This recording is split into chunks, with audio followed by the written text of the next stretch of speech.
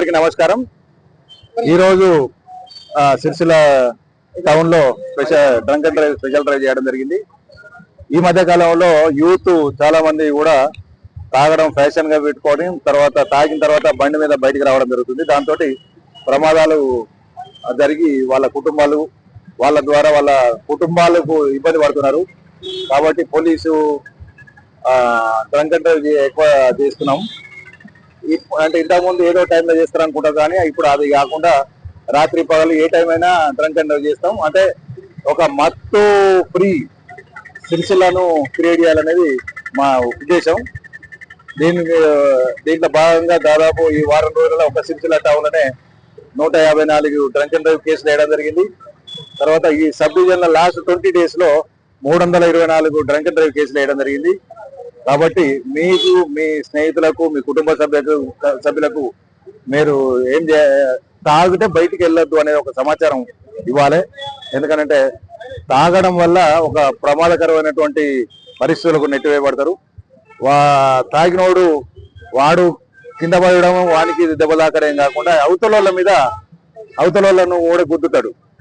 అది ఒక టీచర్ ఉండొచ్చు, లేకపోతే ఒక స్టూడెంట్ ఉండొచ్చు, లేకపోతే ఇంకొక నిర్మాణ కార్మికుడు ఉండొచ్చు, ఎవరైనా ఉండొచ్చు। అంటే భవిష్యత్తు తరాన్ని నిర్మించాల్సిన ఈ యూత్ కానీ ప్రజలందరూ కూడా తాగి డ్రైవ్ చేయడం వల్ల ఒక కుటుంబాన్ని విచ్ఛిన్నం చేస్తున్నారు। కాబట్టి ఈ తాగడానికి వ్యతిరేకంగా చేస్తున్నాము।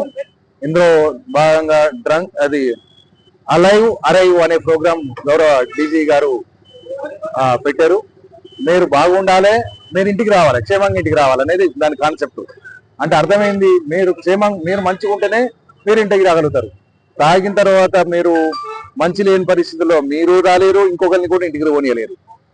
కాబట్టి దీనికి వ్యతిరేకంగా మీరందరూ, అంటే పత్రికా మిత్రులందరికీ కూడా విజ్ఞప్తి చేస్తున్నాం ఏంటంటే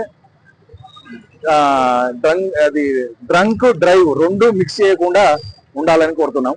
ఎవరైనా తాగితే ఫంక్షన్లు ఏమైనా ఉంటే కనుక ఇంట్లోనే ఉండాలి, అంతే తప్ప వాళ్ళు రోడ్డు మీదకి రావద్దు। వస్తే మాత్రం ఖచ్చితంగా చర్య తీసుకుంటాం।